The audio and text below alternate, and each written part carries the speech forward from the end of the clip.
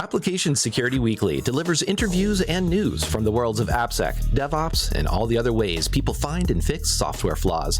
Join us as we explore how the latest news highlights modern security practices or reminds us of the missing ones. We also bring insights from interviews on topics from training to threat modeling, from open source tools to cloud-native techniques, plus an occasional reference from new wave to synthwave. Find us at securityweekly.com/subscribe or look for Application Security Weekly wherever you pick your podcasts.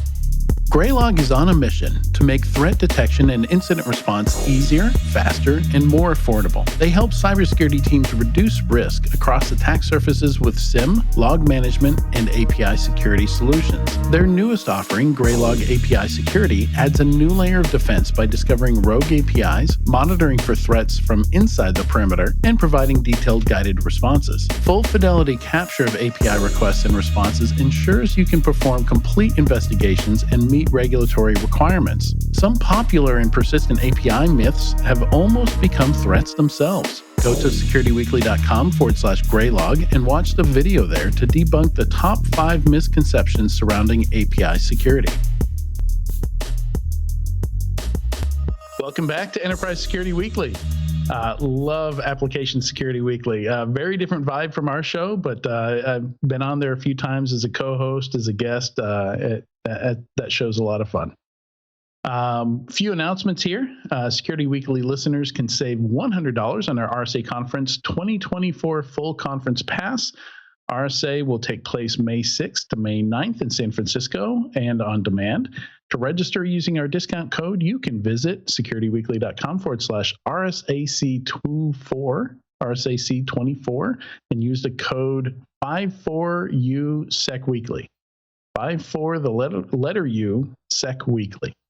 We hope to see you there. We will be in Broadcast Alley there, along with all the other regular media folks. This year's B-Sides Knoxville, also an event that I happen to run here. It's our 10th event, is happening on May 24th this year. So if you want to sponsor or want to talk, both those things are open, and you can go to bsidesknoxville.com if you're interested in doing either of those things. We have fun. We've got some venues we're very excited about. Also, we have Mr. Tyler Shields with us. Hello, Tyler. What is up, buddy? How are you? I'm doing pretty good, and we've got some fun stuff to talk about today. It's funny how different it is from day to day. Sometimes we get a dozen funding announcements. Sometimes we get one or two. It just seems to ebb and flow quite a bit. Yeah. But before we get into that, I'd like to bring up something that we were talking about in the green room before our show today. Pizza toppings. Okay. Ryan had a contentious pizza topping choice of his favorite pizza topping being olives. And other than putting them on my little baby kids' fingers when they were tiny, I can't stand olives. Wait, hold on a second. Black or green? It doesn't matter. They're all gross. No, I'm asking him. Black. Okay. Oh. No, they're all gross. And so we were saying the only thing worse than black olives, at least I was saying the only thing worse than black olives is ham and pineapple. Like ham and pineapple, it's funny because I'll eat it. I actually don't mind the flavor of it. But if somebody says they like it, as a New Yorker, instant fail. Like instant fail. We can't even be friends anymore if you like ham and pineapple.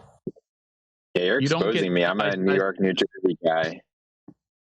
You don't get to be my size disliking pizza toppings. But Ryan did bring up I thought the ultimate topping I've ever heard. What was the one you brought up earlier? Yeah, the pizzeria where I grew up, they had baked Ziti on top of pizza, which is as good as it sounds. That sounds absolutely epic. Absolutely epic. Baked Ziti. So is that like with the ricotta and everything? Like they bake the Ziti and then they put that on top of the pizza? It's mostly noodles, a little bit of ricotta, some sauce, but okay. Yeah, it's perfect for Fat Thursday, like we talked about earlier. Yeah. Today is Fat Thursday. Not as popular as Fat Tuesday, but same idea, different day. Well, January is dry January, February is Fat February. So let's get it on. Let's get some good pizza toppings. Let's go. Yeah, I've got to say, I was in Italy in December and we had some excellent pizza. All kinds of different pizza, all kinds of different toppings. The anchovies were amazing in Rome. I don't often get anchovies on pizza, but they actually serve you the can of anchovies so you can determine how many and where you would like to place them on the pizza. So 2 people can share a pizza. If one of them doesn't like anchovies, you're placing them yourself, so you can DIY the anchovies. Yeah, DIY that right into the trash bin where I come from. Did you order a pepperoni pizza and we're sadly find bell peppers on top instead of the pepperoni we're used to? I got tricked on that when I went to Italy years ago. No, I don't think I had that experience. Most of the pizza we ordered was like, we didn't order the toppings a la carte. They had, different pizzas already built, with different combinations of toppings. So we just ordered right off the menu. So no, I did not have that experience. But what was amazing to me was the price. Like, the best pizza I've ever had in my life, $8. Yeah. Huge pizza, $8. You're not even tipping. Like, we would come out of a place just stuffed silly with the best food we've ever eaten, 4 people for like $30. It was insane. Like, I did a bit of a run last summer through the southern Mediterranean area, and we stopped in Capri and a couple other spots in Italy. And I think they just treat pizza like snacks. Like, it's just a snack. Like, go grab a quick snack. It's not really like have dinner of pizza, right? Like, I'd like a shot of espresso, $1. Like every and a slice of pizza, $9. That's my snack for the afternoon. Right. I mean, we had a nice dinner, bottle of wine, like multiple courses. I think with 4 of us, we got out of there like what was it? It was like $80. Oh, that's $80. Yeah. We had like Spanish Iberica ham, appetizers. We had dessert. We had a bottle of wine, if not 2. $80 for 4 people. It was insane. Yeah. I couldn't believe how cheap it was to eat in Italy. Yeah. Well, that is the most important topics of the day, but we do have some secondary topics we should probably talk about. Yeah, let's move on a bit here. So before we jump into the stories here, why don't we talk about who is going to go public first? Are we going to see any security companies IPO this year? First of all, that is a. I think we've even seen a big tech IPO. Do we see a big tech IPO? I would say probably before we see a security IPO. Yeah, I think the security IPO waits. I think you're right. I think they wait until they see somebody else knock down that door, a big tech IPO go out and be successful. I think if I were to pick front runners in cyber right now for IPO, I think I'm leaning on Snicker Whiz. I can't think of any other one where I'm like, that one is absolutely got to go first. And there's a lot of big ones that have been kind of sitting in the sidelines. I mean, let's try to come up with forever. Like, is Teni just going to stay private forever? Like, they haven't raised around in like a decade. Yeah, I mean, they're profitable. I'm sure they're in the black. And if you're in the black, you don't necessarily ever have to go. Yeah, but it's going to be like Well, I think that the key is here that what you're going to be looking for with one of these companies is a massively high growth rate, a reinvesting of all revenue plus some venture burn to maximize the growth, right? And not being even overly fixated on getting to break even, but being fairly close. You can't be like, just burning everything you have. And the question is, which of these companies are the best positioned to be right near break even? And the ones that are the ones that will likely be the successful IPOs. The ones that have heavy burn will either wait until they can get closer to break even before they go out, or if they see a run happening where 2 or 3 of them go out, 2 or 3 high-tech companies go out and are successful, and the metrics look the same, they might try to hop on a bandwagon and get out. So it's going to be interesting. I think this is the year. I keep pinching myself. The first, whatever it is, 45 days of the year, 40 days of the year, whatever we've been through so far, has been stellar for the publicly traded cyber market. I mean, it's through the roof. CrowdStrike S1, Palo's growing like crazy. Palantir just 30% overnight on the back of their earnings this week. So massive growth across the board, and I think it's just setting up an opportunity. I keep waiting for the other shoe to fall. I keep waiting for the retraction to occur because I'm cynical. But if it doesn't, and we look at this over a couple of quarters, I think you're going to see a bunch of them running for the IPO door. Yeah. Yeah, I wonder how much they need to. I've always kind of wondered that. And with Tanium not going that route, it makes me wonder it even more, when I see cyber companies that survive being private. And one of the things, unless like you're a big portfolio company, it seems like one of the real threats of going public is if you have to pivot hard. If you're all in one category, something like that, that category goes south in security. And that's the kind of risk that public investors and stockholders really, really don't like. And it seems to have hurt security companies in the past. Yeah, I mean, you really got to make a hard mistake to have to do that post-public, because assuming post-public, you're in the 100 to 300 million ARR minimum range. Next gen AV. We saw it happen with the next gen AV companies. They were not agile enough to keep up with Cylance and CrowdStrike and SentinelOne, and they've all been picked apart by PE and reassembled and cobbled together with other things. Yeah, did you see this week too? I think it was ZeroFox announced this week acquisition to PE take private. I think I saw that this week. They were one of the SPACs. Yep. I think that just about wraps up all the cybersecurity companies that went public via SPAC. I don't think any had a really great outcome from that. In general, I think of New York Stock Exchange, NASDAQ, and then SPAC in terms of performance going public. Oh, that's pretty funny. That's super funny. Yeah, I don't know. It's going to be a fun ride to watch some of these go public, and I don't know.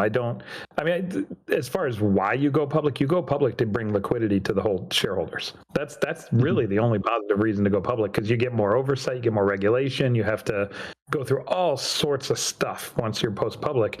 That's what makes it so hard to go public. It's not the fact of just, hey, I got shares to sell. Like, you actually have to sell them, and they come with so much deep analysis that occurs against those shares prior to going public. Your bankers have to do so much to sell you. IPO is just a massive freaking hurdle. And if you don't have to go, don't go, right? But at the end of the day, investors want to be able to sell. They want liquidity. They want to get their capital out and move it to the next investment. And that's really what drives IPOs to begin with.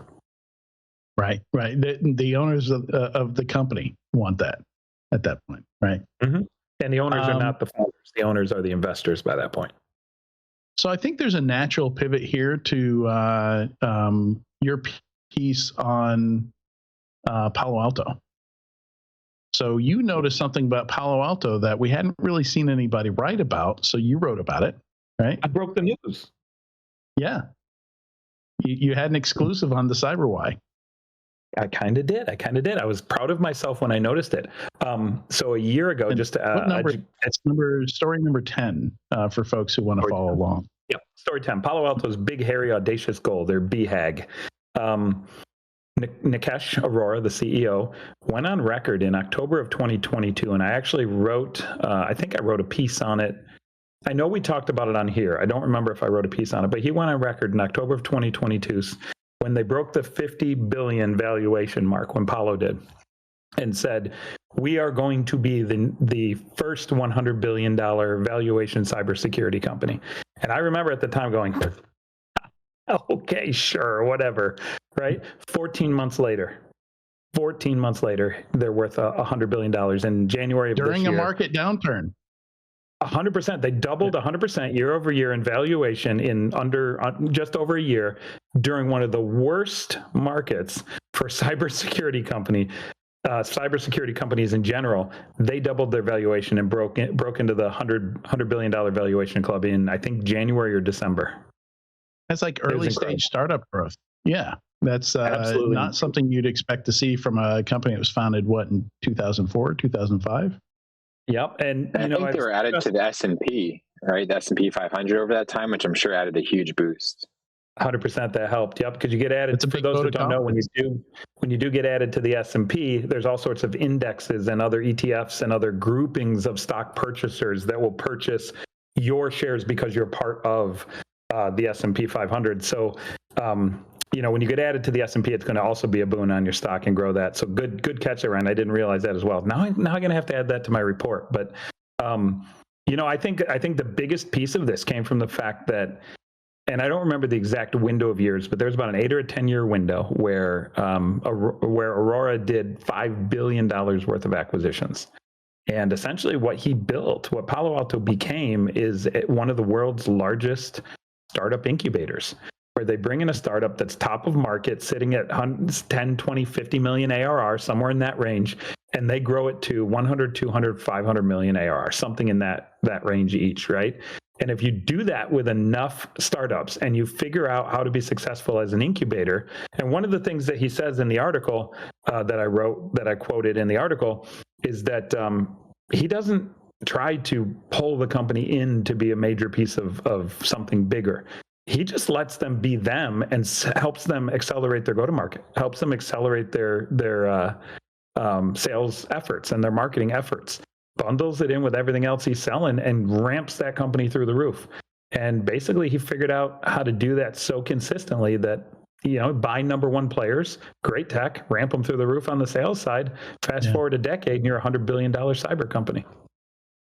And from the outside, they seem to be pretty generous with deal sizes too. If you go look at Palo Alto's deal sizes, they're all big round numbers, right? 100%. They pay a premium for the top in market. They don't go. And he said, we only buy the best company in market. And if you think about why that is, they buy a product.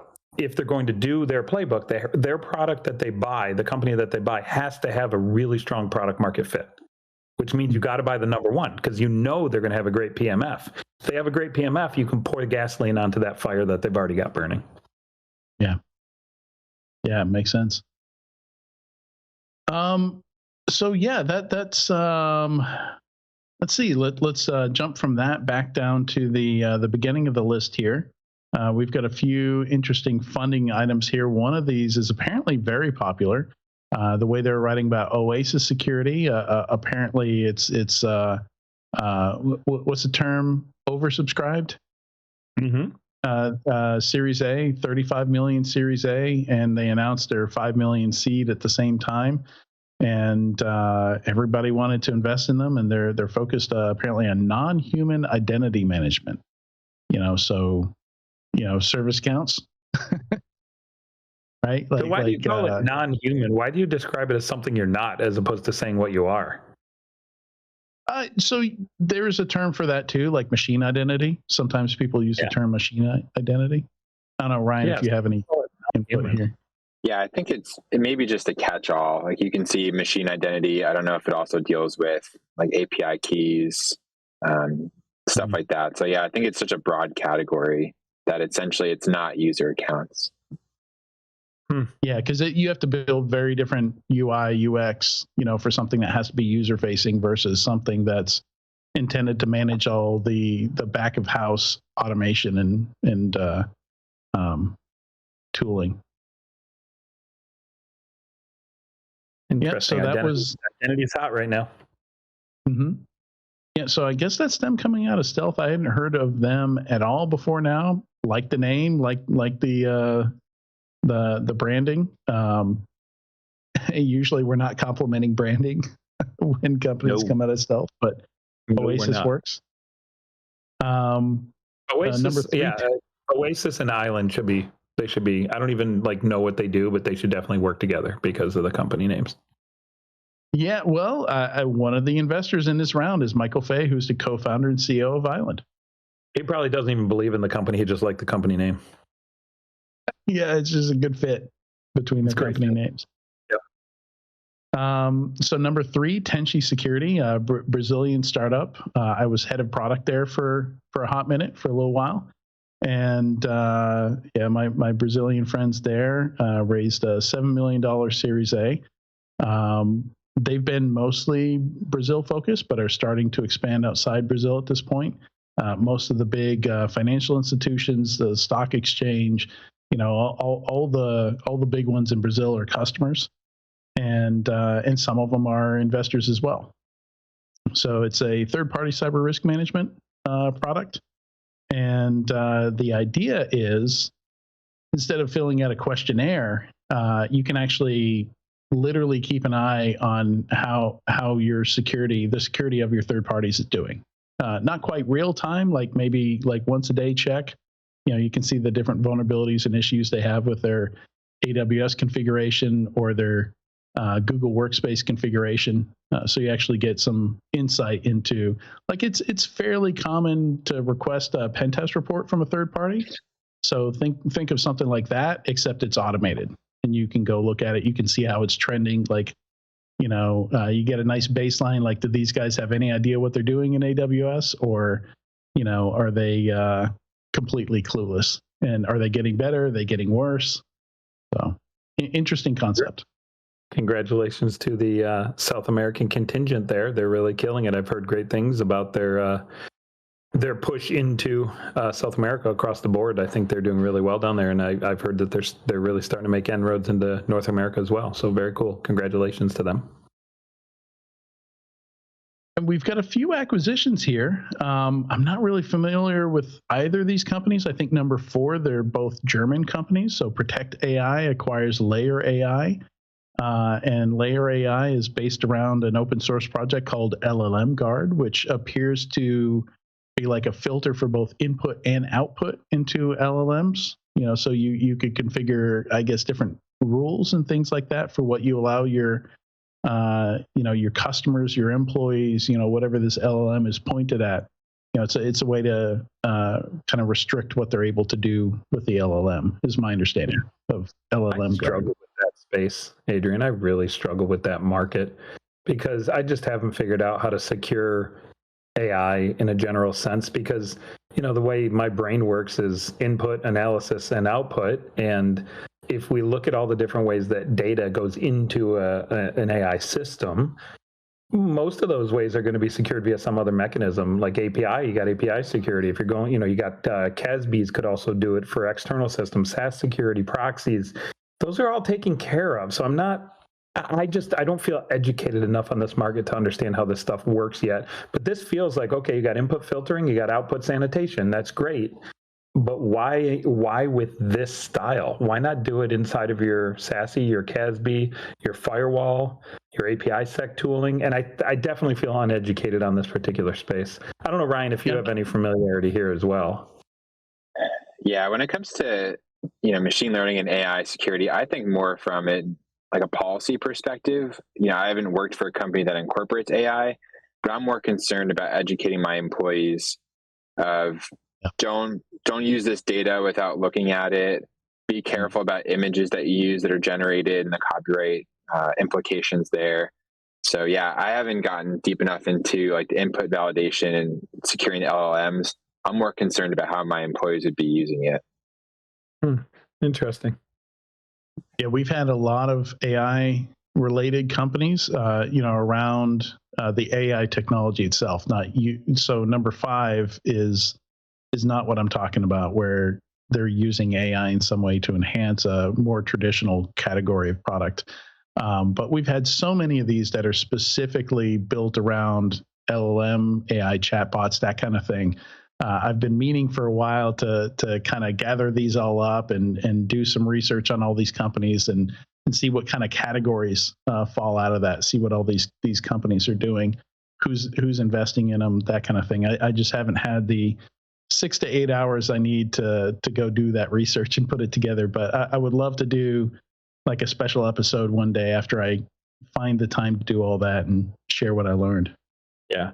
Another thing I want to bring up too with regard to these 2 particular acquisitions here, and I think I got to grab Privet's latest return on security newsletter to get some data to back this. But it feels like we are in the start of, right in the midst of the M&A push in cyber, because there was literally, I think, one today, one or two yesterday or the day before. We got 2 here from within the last 7 days in the last week. It's coming. I feel these roll-ups happening left and right. I feel these small to mid-size acquisitions are just going to continue to pop over the course of the next 2 to 3 months. I don't know. I'm gonna have Privet maybe make a little data set for us that we can look at. Yeah, did I not have? I thought I had a story on that here. It was I read it out in the beginning. Where is it? What did I say? Some security startups may get desperate in 2024. Okay, that was not Privet. That was Ross Halaluk. Oh, yeah. So somewhere in here, I've got predictions, number 9. Yeah. Well, I mean, it's funny when you talk about that quote alone, that some will get desperate. You never want to be, as a founder or an investor, you never want to sell your company. You want your company to be bought, right? And there's a fundamental difference there. And with desperation comes selling your company. You want the deals to come to you, what you're saying. The minute you're selling your company, you're going to get way less of a return on value. So what and how do you actually get bought? Well, my gut tells me you don't wait too long. You definitely can't be the last person at the dance looking for a dance partner, because if that happens to you, you will not be bought. You're going to have to find a way to sell. So I think the smarter companies at this point will get a little bit proactive on some of their corporate development and M&A style stuff and actually look and see what's out there. Let's see who we can date a little bit. Let's see who we can partner with, get close to, and maybe look for some synergies. Yeah, I'm wondering. So I found a chart here. Let's see, Alex, I'm wondering if we could possibly throw this up on the screen if I send it to you in Slack. We can come back to it later to give you time to queue that up. But yeah, he does have a comparison. I just pulled up the latest. So I'm referring to Mike Privet and his Return on Security newsletter. He's got graphs in there every week of what the funding looks like compared to the previous year, and what acquisitions look like compared to the previous year. So we're still a little bit down compared to 2023, but it's pretty close, and it looks like it's picking up steam. So it's hard to tell. Yeah, and he just put out a report, I think today, and we can talk about it next week. I didn't put it on the list. He put out a deep dive analysis report on cyber markets that we should definitely queue up for next week too. I saw it in my inbox this morning. Okay, cool. Absolutely, we will.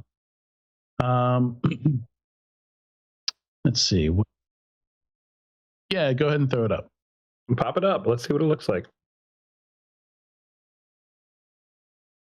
Yeah, so I bet you weeks 8, 9, 10, 11, you're going to see higher than the blue line. I think you're going to see an upward trend.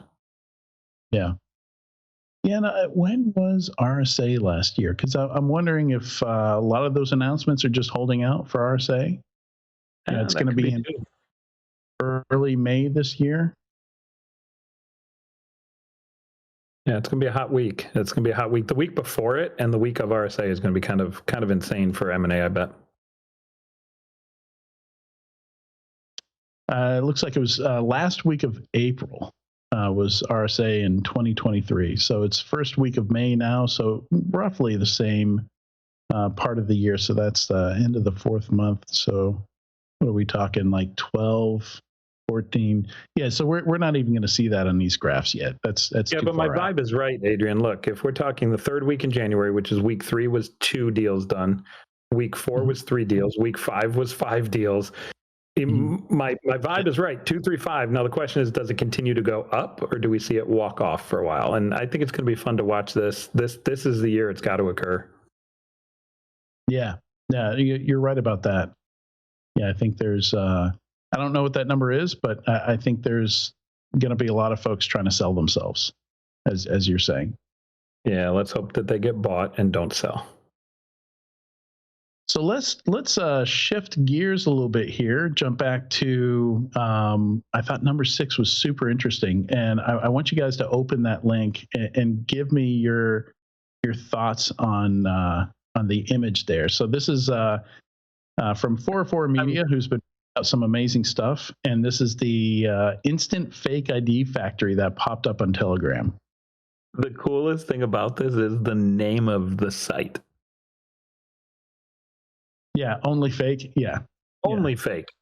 Come on, that sounds simple. That is something. Such a good play on words. Yeah.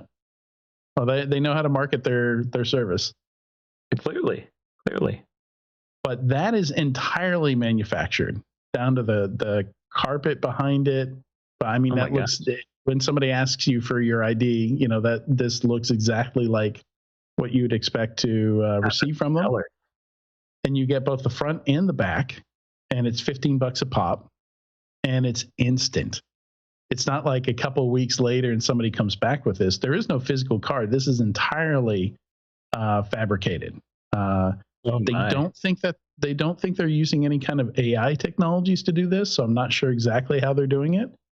Some kind of automated Photoshop, image assembling, rendering, but looks pretty convincing. Wow, that is amazing. And they can do AI? it. I'm shocked it's not AI. And they can do well with AI, though. AI can't do this kind of stuff yet. Like the numbers would not be real numbers. Like it screws up the text. Like you could have AI do part of it, but there's still a lot of weird artifacts when you use AI. And with these, they have so many security features. It has to be very precise. So like the base of these, they release like new forms of identification, not just US based, but like, if you need a Polish passport, like, they'll announce, okay, we can now do Polish passports or something like that. So it sounds like they're spending a lot of time just making sure all the base functions of the ID are there and look perfect. Like they can't be a little bit off. With AI, they would all be a little bit off, at least. So did you hear about the I was just writing it up this week in the Cyber Y actually for my newsletter tomorrow. Did you hear about the deep fake video story that happened this week? Or I think it came out earlier this week, maybe end of last week. Did you hear about that? Hong Kong company, basically somebody pretended to be their CFO. Got so the million out. Finance person got a phone call or got a message or a phone call that said, I need X amount of money. I need you to join this video link. And they joined a Zoom and they had done a deep fake of the exec staff. And none of the people were real. It was deep fake videos. The person sat on the call, listened to the conversation amongst the deep fakes, and eventually was convinced by the end of it after seeing, 3 or 4 deep fake executive team members all communicate about the need for this super secret hush-hush payment to occur. The finance individual contributor went and shipped off $25 million to multiple different bank accounts and completely gave away a huge chunk of money from the company. And it was all due to deepfake video, which I found absolutely amazing, incredible. But the reason I bring that up is I wouldn't be shocked if this story that you're talking about is AI. We just haven't figured it out yet, right? They've just found some way to have some really good image-based AI based off of some template that's already super strong, and then they just AI fill it, and that's how they can do it instantaneously. Because if they can do full-blown videos that fool people, they can do a little snapshot of a ID card. Yeah, they're claiming to use neural networks. So yeah, certainly some kind of maybe generative process is being used. Yeah, go ahead and throw it up, Alex. So just so folks watching the video of this episode can see without having to go click a link, that's what a fake ID looks like from the service. And again, we know it's got to be automated because you get it in minutes. You pay $15, you give them whatever details they need to produce the ID, and you get it back in minutes. Like nobody's making this by hand. It almost looks like that background fake when you look real close. Yeah. I don't know. I think that might be a real picture that they've superimposed in the background there. I mean, even the shadow looks right. Like there's a little shadow at the bottom. It's pretty good.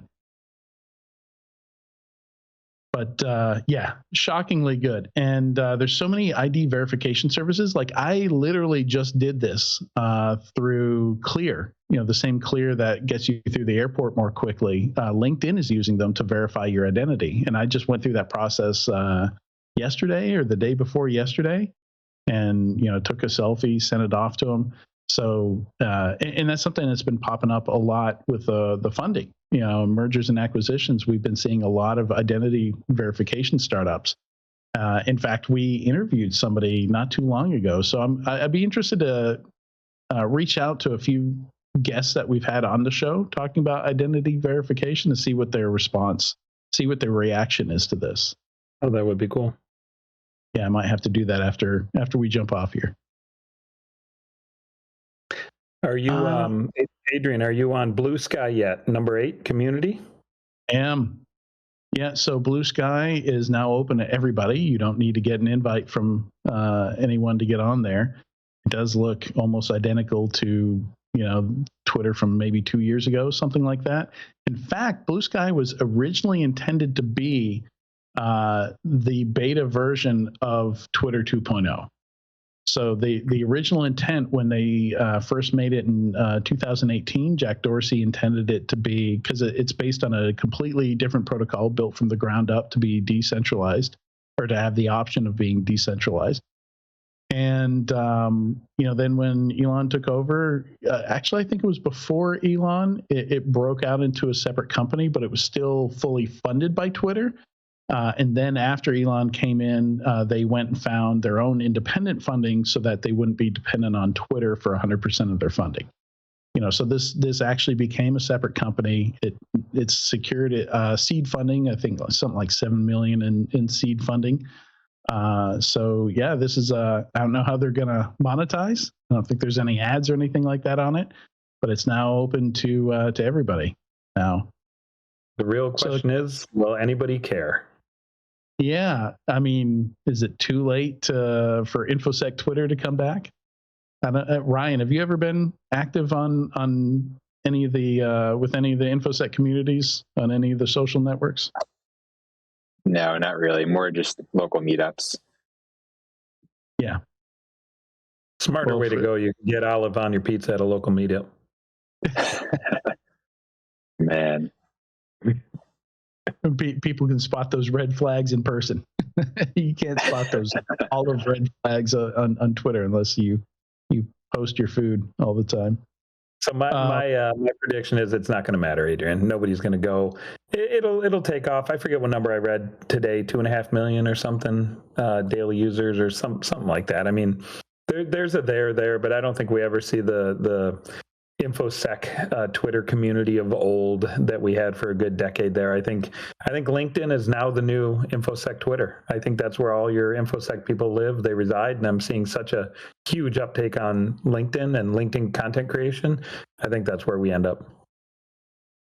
Yeah, and there's some folks on Threads and some folks on Mastodon, but yeah, I agree. It's we're gonna have some scattered communities, but I don't think we'll ever have everybody back together. Everybody's always been on LinkedIn though, So yeah, that does make the most sense. I tried having a conversation on Twitter yesterday related to this the toothbrush DOS attack confusion that happened over the last day or two, and it was like maybe 8 back and forth in the thread with a security researcher, and almost between every single one, I got crypto spam. Like the moment I would throw these replies in, I would see, oh, there's a reply to my reply. He's replied back to me. Nope, crypto spam. Like it's got to be fully automated. Like almost every tweet, and then I put out a separate tweet complaining about it and got crypto spam replied to that. I'm like, hey. And that tweet was like, how do you guys use this anymore? Like, this is just, I'm clicking the block button as often as I'm replying to things. Like, It's just insane. It's unusable at this point. Can I double click on that toothbrush story? Is that real? I didn't follow it to its complete conclusion. I've heard it's complete bunk now. Yeah. So yeah, no, there was no DDoS attack so there's some confusion here on both sides, I think. So I think originally they were pitching this as this is a thing that could happen. This could be, 10 years from now, toothbrushes could be the next, IoT botnet or something like that. And I think it was mistranslated. And so this was written in Swiss. This was a Swiss media company written in German. And, I think some other outlets misread this hypothetical scenario as a scenario that actually happened. And they do say that this actually happened in the article. But I think, again, what they're saying there is, we've had IoT botnets before. They're saying things like this have actually happened, so it's not a crazy idea that, you could have a botnet of 3 million toothbrushes. But on the other side, the researchers were saying, well, none of the toothbrushes are Wi-Fi enabled. They're all Bluetooth, so it would be impossible. So I did a bit of research and I found, no, actually, there are quite a few smart toothbrushes where the base that you sit the toothbrush on is Wi-Fi enabled, because it's basically like an Alexa that you rest your toothbrush on. So it's got a speaker, it has a microphone, you can have it play music, so that you don't need both a smart toothbrush and a smart, like a Google Home or a Amazon Echo in your bathroom. The toothbrush serves as both things. Gotcha.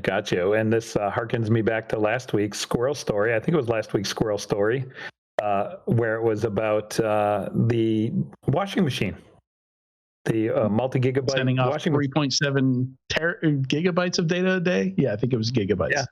Yeah, gigs and gigs of data every day. So who knows? Maybe it's actually like somebody, like we said last week, somebody's got to dive into that data. You might be DDoS. You said you were going to send me some PCAPs, Tyler. I didn't get any PCAPs. Yeah, I'm way too lazy, buddy. I'm way too lazy. Plus, I'm living in my parents' house right now, right? I'm a 48-year-old guy who lives with his parents. So what do you want me to do? All right. Well, if you find time to record some PCAPs of your laundry machines, I'll take them. I'll take a look at it. Ryan, any items here that you wanted to go over that you found particularly interesting that we haven't touched on yet? No, I think the toothbrush story and then the Palo Alto story you touched upon were the couple that I was looking at. So yeah, I think we covered all that. Awesome. We do have a dumpster fire here that we haven't touched on. Yeah, I didn't realize I was shooting your squirrel story in the face that early, Adrian. I didn't mean to do that on you. So we could definitely end with a dumpster story. Yeah, it was, it was somewhat related to something else we were talking about. I forget how we even got into it, but that's why it's a squirrel story. You just kind of get there. Yeah. So the dumpster fire story, and Alex, I think we have it. Yeah, there it is. Here's our dumpster fire graphic. Yeah, I mean, every couple of years we see some charlatans pop up, and a ton of people are trying to get into cybersecurity these days. And this guy is trying to guarantee you can get a 6-figure cybersecurity job after throwing thousands of dollars at him for some quick training classes. It's like a 45-day training program, and then boom, you're going to land a 6-figure job. And I mean, you can get into cybersecurity pretty quick. You can't get in that quick. And yeah, anybody who says, give me $3,000 and, 45 days later, you're going to be making $100,000. Yeah, it's not going to be that easy. Yeah, that's pretty sad, man. I did actually see this. I didn't see the article. I actually saw the scammer. I actually was targeted by the you should come and I'm like, dude, have you looked at my LinkedIn? Have you looked at how long I've been in cybersecurity? But he was just spamming it out everywhere. And I actually didn't even click on the link. I just kind of laughed it off, but it seems to have struck a chord with a number of folks with regard to Charlattanville, as Adrian mentions, right? All you have to do is give them your money and you too can be a cybersecurity engineer. Yeah. Ben Rofke likes to call these out when he sees them. So, hat off to him for spotting this and making people aware of it. I don't know if those people are listening to this show, but yeah. I mean, they look the same in all industries, though. It's to a new industry, pay $3,000 and then suddenly be. I mean, I don't care what you talk about, nursing, cybersecurity. None of those you're going to hit $100,000 just off the ground running. Especially a smart technical trade like that. Especially a smart technical trade where you have to have built up a lot of experience to be able to, make smart decisions, make smart calls and recommendations. This stuff doesn't come just from reading a single book, right? You have to read a number of books. You have to learn over a period of time. You have to educate yourself. You have to be hands-on. There's just so much more to a smart technical trade like that. Yeah. Let's see. Anything else here we want to cover? Daniel Miessler has an open source framework out, so number 12, Fabric. I haven't had a chance to dive deep into that, but it looks very much like something you would be interested in, Tyler. Is this what I've been dreaming about, Adrian? I think it's somewhat close to what you've been dreaming about. I mean, it's part of it. So I think what Fabric is doing is bundling together the things you need to, so some of the things you want AI to do take multiple steps. So you need to put together a whole bunch of different queries, and I guess you need a tool to do that. So I think that's part of what this is supposed to do for you. But yeah, I haven't had a chance to play with it. So yeah, Fabric has patterns for all sorts of life and work activities, including extracting the most interesting parts of YouTube videos and podcasts, writing an essay in your own voice, summarizing academic papers, creating perfectly matched AI art prompts, creating social media posts from any content input. Yeah, this could be a lifesaver for me. I'm going to have to get in deep on this one and get hands on. It's looks like it could be super exciting. Yeah, I agree. Definitely want to play around with that. I have trouble keeping up with him. Like, if that's the only newsletter I read, I would have trouble keeping up with Daniel. Well, I can't even read it because it's so dense. I skim it because there's so much to every single one that he puts out that you want to read every single article, and it'll take you a whole day just to keep up with the one release he puts out. There you go. That's the first Fabric we build is to summarize all the stuff he's doing. Use his Brilliant. tools as all the stuff that he's all the content and stuff he's putting out. It says right in there, summarize opaque academic papers. So hey, let's point it at Daniel's stuff and get some good results. Exactly. Let's see what else we have in here. So AnyDesk got hacked. I think there were whispers about that possibly happening. This is basically the worst possible tool that third-party tool to have hacked, because it's an agent. It's a backdoor on your devices, basically. So yeah, it's the MoveIt problem on steroids. The only thing that may make it less risky than MoveIt was, I don't know deployment numbers compared to MoveIt. MoveIt was deployed so heavily. MoveIt, I read recently that MoveIt resulted in a massive amount of ransomware dollars lost. They were leveraging the MoveIt vulnerability significantly to deploy ransomware in all sorts of targets. AnyDesk could be the next version of that. We could see a pretty significant bump in ransomware revenue in the next 12 months on the back of this hack. Yeah. So I've heard it's fairly common for scammers to use AnyDesk, but usually in social engineering situations where they convince you that they're Microsoft support or something like that, and they get you to run AnyDesk on your system and give them the code so that they can then control your system and take control of it away from you and then ransom it from you. But that's kind of like the old school, high effort, low payoff, targeting individuals, that are gullible type of ransomware, not the hit a $100 billion company ransomware. Yeah, but my bigger concern is MoveIt was deployed in multiple different enterprises, significant quantity of enterprises as a deployment mechanism for file transfer. Is AnyDesk also a heavily deployed in many businesses utility that they use for management? And if that's the case, I think the attacks against the AnyDesk deployments when the enterprise could result in significant ransomware at a high volume, similar to MoveIt. Sure. Yeah. I mean, if you've used TeamViewer, it's the same kind of software. Yep. It's remote device management. Where'd you go? There you are. I'm still here. I would never just leave you. Don't worry. I appreciate that. Then we've got a vulnerability that affects secure boot that Paul and his coworkers at Eclipsium have been digging deep into. And I have not watched episode 816 of Paul's Security, which is the most recent episode that came out yesterday. But he had it on the news list, so I presume the news segment of Paul's Security Weekly from yesterday is probably chock full of details on what he's calling the Real Shim Shady, because it affects a process called Shim, I believe. Impacts most Linux systems, and he thinks it might affect Windows-based secure boot as well. So yeah, highly recommend checking out Paul's Security Weekly news segment for detailed explanation of that vulnerability. I saw somewhere somebody did an actual. I don't remember where I saw it was. It might have been inside of our internal Slack at Security Weekly Enterprises or whatever we call it these days. But somebody did a full rework of the Slim Shady song and gave it lyrics. I would have to see if I can find it. I don't know if they did it in AI, but they reworked the whole song for that CVE. It was very, very funny. Yeah, you could do that entirely in AI, both the lyrics and the audio, right? Yep. Yeah. It's a weird age that we live in. Number 18, I think, is the last one I want to mention before we wrap up here. So this is from The Register. Always an interesting read. And they interviewed my friend Taylor Lehman, who's over at, I thought he left Google, but I guess he's still at Google.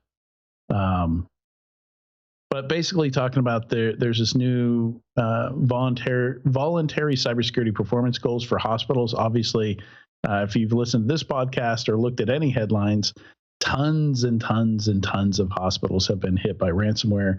In fact, they have some stats here. Record-breaking 46 health networks with a total of 141 hospitals between them got hit with ransomware infections and data theft in 2023.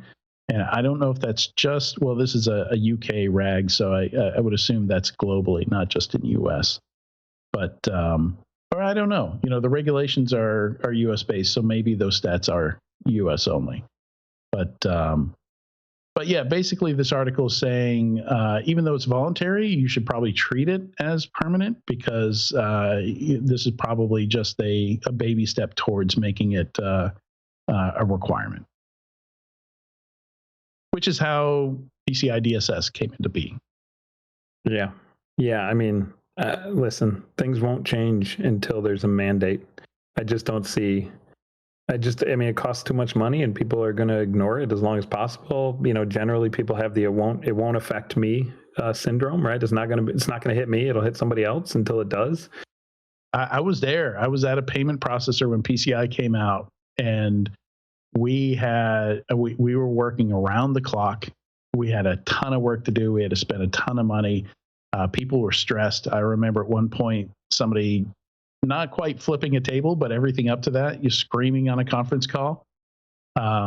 It was rough getting to PCI 1.0, and PCI 1.0 was a pretty low bar, right? But when you're in a giant payment processor with a flat network, it's going to be rough. So yeah, that's what's going to happen. That's what's going to happen to the hospitals and the medical systems. You know, eventually they're going to have to come up to snuff with some kind of regulation, and when they do, they're going to have quite a bit of a headache to get there, but they'll figure it out and leverage some third parties, but it's going to be a tough lift. Well, thank you very much for joining me. We didn't get to say goodbye to Ryan. He had to leave a bit early, around 15 minutes ago or so. He had to jump off. But Tyler, appreciate you as always coming on here and helping me figure out the news. Always good to see you, Adrian. Also, big thanks to everyone watching or listening to this week's episode of Enterprise Security Weekly. We will be back next week.